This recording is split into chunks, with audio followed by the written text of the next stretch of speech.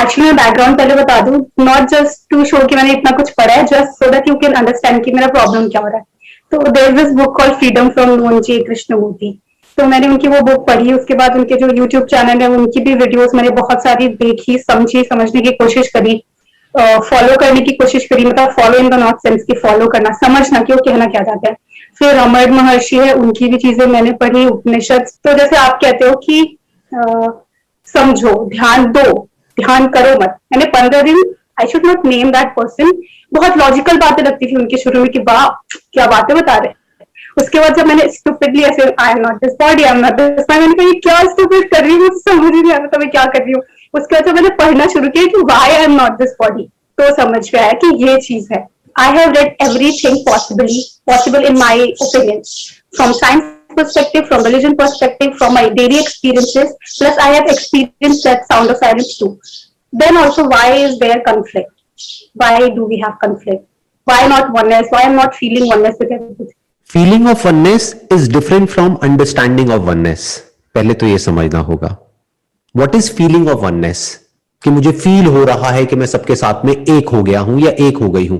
वो फीलिंग कभी भी बनी नहीं रह सकती है, क्योंकि जैसे ही आप देखोगे, सुनोगे, कुछ करोगे, तो you are not one with the other as far as your feeling is concerned, as far as your thought is concerned. क्योंकि अगर वो एक हो गए तो गड़बड़ हो जाएगी, क्योंकि फिर आपको पता ही नहीं होगा कि एक सांप के साथ में कैसे एक्ट करना है या रिएक्ट करना है. अगर कोई सांप आया सामने से जहरीला, उसके साथ में कैसे एक्ट करना है, और अगर कोई और मान लो कोई पेट है तो उसके साथ में कैसे एक्ट करना है. तो ये डिफरेंशिएशन चाहिए ना इस दुनिया में एक्ट करने के लिए.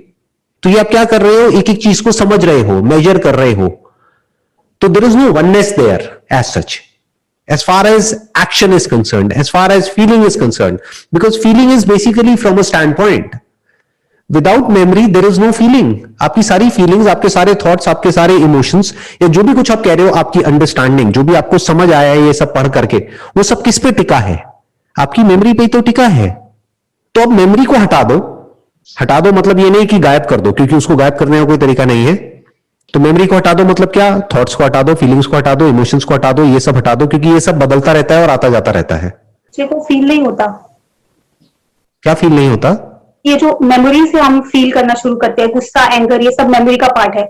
अभी अभी कोई 1 महीने का 2 महीने का बच्चा, वो भी गुस्सा हो जाता है जब उसे दूध नहीं मिलता. तो वो कहां से आया फिर, जब उसकी तो मेमोरी अभी उतनी बनी ही नहीं है कि गुस्सा करे. पहले ही आके वो गुस्सा करता है कि अरे खाना नहीं मिला, मुझे नहीं पीना. 1 महीने का बच्चा भी. देखना, ध्यान से समझना. एक है इसका जो साइड है, that is biological aspect of it, एक है साइकोलॉजिकल. दोनों में पहले फर्क को समझ लेते हैं. बायोलॉजिकल मतलब क्या? बायोलॉजिकली हम में और जानवरों में खास फर्क नहीं है. एक बड़े में और बच्चे में कोई खास फर्क नहीं है.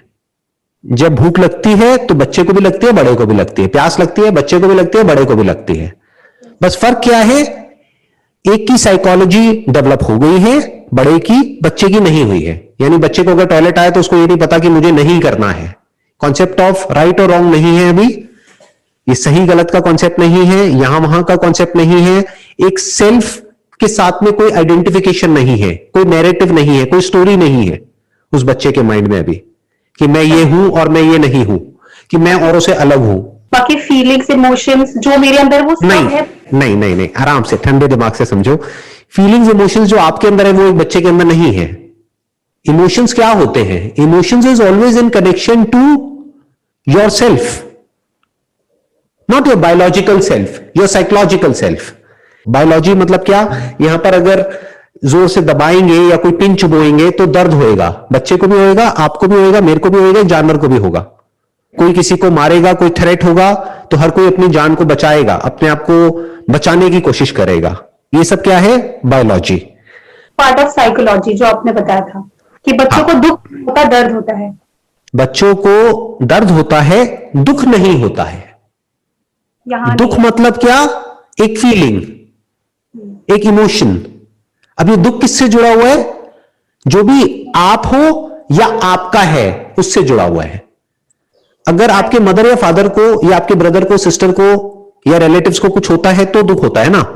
अगर आप यहाँ इंडिया में बैठे और अफ्रीका में किसी का कुछ हो गया तो आपको क्या फर्क पड़ रहा है? आपको दुख होता है क्या? आप न्यूज पढ़ते हो, देखते हो, स्क्रॉल कर देते हो. हाँ ठीक है, वहां पे मर गए, कोई बात नहीं, कोई फर्क नहीं पड़ता है हमको दुनिया में कहां पर क्या हो रहा है क्या नहीं हो रहा है। हमें फर्क कब पड़ता है? जब मैं बीच में आ जाता है सेंटर में। तो वो मैं बच्चे का अभी सॉलिडिफाई नहीं हुआ है, बल्कि डेवलप ही नहीं हुआ है। उस बच्चे को पता ही नहीं है उसका नाम क्या है। तो उसकी बायोलॉजी तो डेवलप हो गई है। बायोलॉजिकल लेवल पे क्या चाहिए? खाना चाहिए, पानी चाहिए, बेसिकली क्या चाहिए? एनर्जी चाहिए। वो किसको चाहिए? इस बॉडी को चाहिए, जो बॉडी एक इंस्ट्रूमेंट के जैसी है। यहां तक क्लियर है? और वो सब किस लेवल पर हो रहा है? वो अनकॉन्शियसली हो रहा है, वो अपने आप हो रहा है। मतलब बच्चा सोच करके नहीं कर रहा है। बच्चा क्या, बड़ा भी सोच करके आप अपनी बॉडी में डाइजेशन को नहीं चला रहे हो, अपने आप डाइजेशन हो रहा है, हार्ट बीट अपने आप चल रही है। बट हो क्या रहा है? ये जो हमारी कॉन्शियसनेस है, जिसको लोग कॉन्शियसनेस समझते हैं फ्रॉम द साइंटिफिक पर्सपेक्टिव और इवन फ्रॉम द रिलीजियस और spiritual perspective, that is not consciousness, that is thought, that is ego. Actual में कॉन्शियसनेस क्या है? वो एक बच्चे में और एक जानवर में और आप में, मुझ में सेम है, अलग अलग नहीं है। वो क्या है? आंख खुली तो कुछ दिखा, क्या दिखा उसका जो इंटरप्रिटेशन है दैट इज साइकोलॉजी। कुछ सुनाई दिया, अगर वो आवाज तेज है तो अंदर फियर ट्रिगर हो गया, चाहे जानवर है, चाहे बच्चा है, चाहे बड़ा है। एकदम से अगर अभी आपके घर के पास में बहुत तेज आवाज हो जाए, जैसे कि कोई गन शॉट है, तो डर लगेगा ना कि ये क्या हो गया। That is biological. But psychological क्या है कि मेरे घर वाले वहां पर गए हुए हैं, कहीं उनका एक्सीडेंट ना हो जाए, कहीं उनको कुछ होना जाए। ये सब क्या है? साइकोलॉजिकल। अब जो भी आपने पढ़ा है, जय कृष्णमूर्ति को पढ़ा है आपने कहा, और भी जिनको भी पढ़ा है, समझा है और समझने की कोशिश कर रहे हो जहां से भी, तो जल्दी मत करो, है पेशेंस। अपने जो भी आप करियर में कर रहे हो उसको करते रहो और इस अंडरस्टैंडिंग को साथ साथ चलने दो, बिल्कुल कूलली कामली। धीरे धीरे सब समझ आने लग जाएगा। जय कृष्णमूर्ति बोलते हैं टाइम को क्यों देखना है, अभी इसी वक्त। जब भी उनसे कोई क्वेश्चन पूछता है बोलते हैं रियलाइज इट नाउ। क्या कृष्णमूर्ति को एकदम से समझ आ गया सब कुछ? नहीं, उनकी स्टोरी तो नहीं होती। उन्होंने कितना कुछ उनकी पढ़ा। स्टोरी सुनी है आपने? कितना कुछ किया है, कितना कुछ पढ़ा है, उनका जो बैकग्राउंड है उनको अगर आप समझोगे, करोगे तो आपको समझ आएगा एकदम से कहीं कुछ नहीं होता है। होता नाउ में ही है। What he saying is it is not in time, in the sense ये मत सोचो कि कल कुछ ऐसा होगा, अभी मैं कुछ और हूं, कल मैं कुछ और बन जाऊंगी। Get out of that illusion. जब भी आपको यह समझ आएगा कि आप कौन हो, आप क्या हो, तो वो उससे अलग नहीं होगा जो अभी आप हो। तो एक्चुअल में आपको कुछ भी नहीं मिलेगा, एक्चुअल में कुछ भी नहीं होगा। ये जो ट्रैप है ना, इस ट्रैप से बचने की कोशिश करो। वो क्या है? आप ये सोच रहे हो कि जिस दिन मुझे समझ आ जाएगा ना, उस दिन मुझे मेरे अंदर एक फीलिंग ऑफ वननेस आ जाएगी। ऐसा नहीं होने वाला। कोई फीलिंग नहीं चेंज होगी, कोई थॉट नहीं चेंज होगा, सिर्फ अंडरस्टैंडिंग बदल जाएगी बस, और कुछ नहीं बदलेगा। सब वैसा का वैसा चलेगा। जैसे कोई इंसान आया आपको हर्ट करने के लिए, तो वहां पर क्या बोलना है? We are one, we are together, आप कर लो, मार लो मुझे, कोई बात नहीं। वहां पे लड़ना पड़ेगा, पुलिस को फोन करना पड़ेगा, राइट? तो कुछ भी नहीं बदला ना। क्या बदला? कुछ भी नहीं बदला। अपनी मां को देखोगे तो एक फीलिंग अंदर ट्रिगर होगी, 100% होगी। अगर उनको प्रॉब्लम होगी तो आपको भी दुख होगा, होगा। कुछ भी नहीं बदलेगा। ये जय कृष्णमूर्ति का स्टैंड पॉइंट है, इसको समझो। व्हाट ही सेइंग इज कि लोग इस ट्रैप में रहते हैं कि अभी मैं एनलाइटेंड नहीं हूं और आने वाले 1 साल बाद या 2 साल बाद या 10 साल बाद मैं एनलाइटेंड हो जाऊंगा या हो जाऊंगी, उसके बाद में ये हो जाएगा। ये सब इमेजिनेशंस को हटा दो। जो भी कुछ अभी है, जो भी अभी आप हो, जो भी अभी आपका सच है, वो ही सच 10 साल बाद आपको समझ आएगा। लेकिन 10 साल बाद भी अभी में ही आएगा। तो समझना है तो अभी समझ लो। समझना है आपको, मैं समझाऊं एक लाइन के अंदर अंदर, अगर समझना है तो। वो क्या है कि आपको कुछ नहीं करना है, कुछ नहीं बनना है। You are perfect at a fundamental level. आप में और जय कृष्णमूर्ति में और मुझ में और किसी में भी कोई फर्क नहीं है। आपको कुछ भी करने की जरूरत नहीं है as far as spirituality is concerned. You are that, finish, topic close. मतलब स्पिरिचुअलिटी का टॉपिक क्लोज। अब कौन सा टॉपिक बच गया? अब आपकी एज है मान लो 20-21 साल, तो अब कौन सा टॉपिक रह गया? करियर का रह गया, हेल्थ का रह गया। हेल्थ किसकी? इस इंस्ट्रूमेंट की, जिसको आप मैं बोल रहे हो। इसको फिट रखना पड़ेगा, डाइट के ऊपर ध्यान देना होगा, एक्सरसाइज के ऊपर ध्यान देना होगा, जो भी आपकी रिस्पॉन्सिबिलिटीज है उनको पूरा करना होगा। फैमिली की तरफ, खुद की तरफ, what ever that thing is. तो एक है future of the instrument that is this body, future of the self that is identified with this body, एक है उसका फ्यूचर, तो उसकी तरफ काम चलता रहेगा। बट अंडरस्टैंडिंग के लेवल पर देयर इज नो सेल्फ, कोई सेल्फ नहीं है, there is just one whole block. जैसे मैंने आपको एग्जांपल दिया, जो बच्चे में कॉन्शियसनेस है और जो आप में है, जो मुझ में है और जानवरों में है, क्या वो अलग अलग है या एक ही है? अगर इतने से सच को आप देख लेते हो और बोल देते हो एक ही है, तो अब करने को क्या रह गया? आप ही तो वो कॉन्शियसनेस हो। Minus consciousness, what are you, where are you? आपके थॉट्स कहां हैं, फीलिंग्स कहां हैं, इमोशंस कहां हैं, माइंड कहां है? तो अगर at the deepest level of your being, if you are consciousness, I am consciousness, J Krishnamurti is consciousness, तो अब करने को क्या रह गया? बस समझ लो ये बात, यही समझ आएगा 10 साल बाद भी, इसके अलावा और कुछ समझ नहीं आएगा।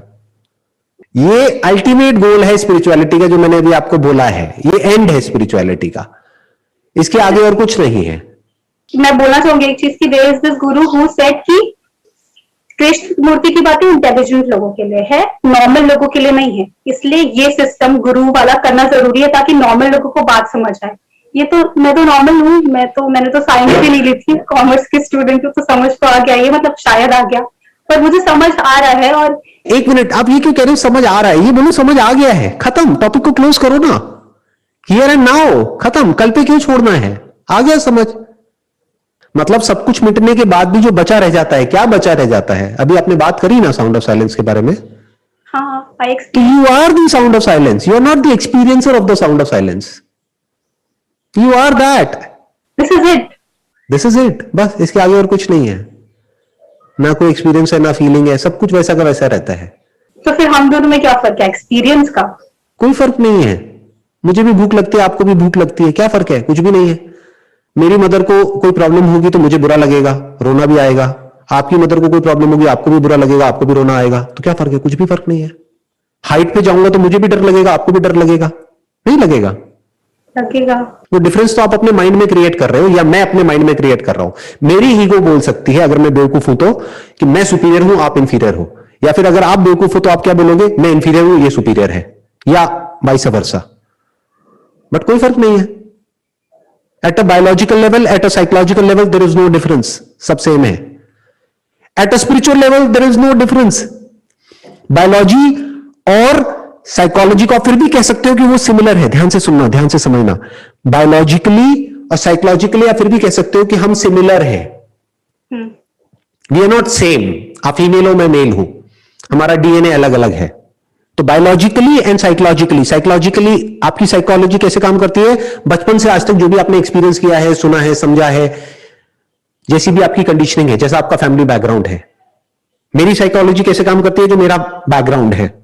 तो biologically and psychologically we are similar, but spiritually we are same, we are not similar, we are same, एकदम ही सेम है। आप भी वही हो जो मैं हूं।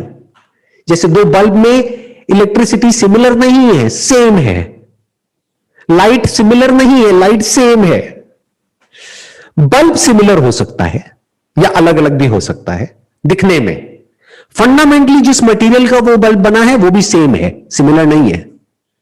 तो बस यही है, बस यही है और कुछ नहीं है। अब अपने करियर पे ध्यान दो, जो भी अपनी पढ़ाई लिखाई करनी है, या जो भी आप जॉब कर रहे हो, या जो भी आगे सोच रहे हो, उस पर ध्यान दो।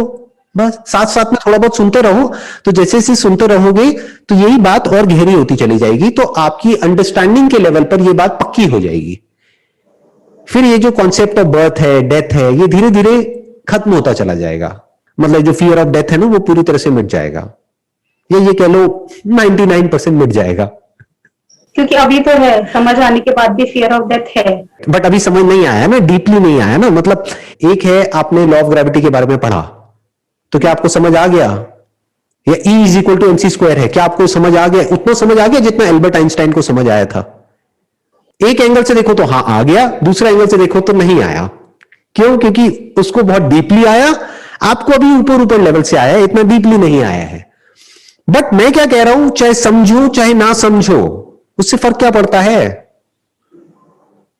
आप भी वही हो जो मैं हूं, बस खत्म। आपकी मदर भी वही है, चाहे वो समझे चाहे ना समझे, चाहे वो साउंड ऑफ साइलेंस को एक्सपीरियंस करे चाहे ना करे, कोई फर्क नहीं पड़ता। तो इससे क्या होगा, आपके अंदर से ये डिजायर निकल जाएगा कि किसी को समझाने का। नहीं तो लोगों के अंदर ये एक बहुत बड़ी प्रॉब्लम आ जाती है। जब अंडरस्टैंडिंग हमारी ठीक नहीं होती है ना, हम कहते हैं आप भी मेडिटेशन करो, आप भी करो, आप भी करो, आप भी करो, अब ये होगा वो होगा। क्या होगा? कुछ भी नहीं होगा। आप चाहे कुछ करो या ना करो, you are the ultimate truth of this life. You are the ultimate reality of life.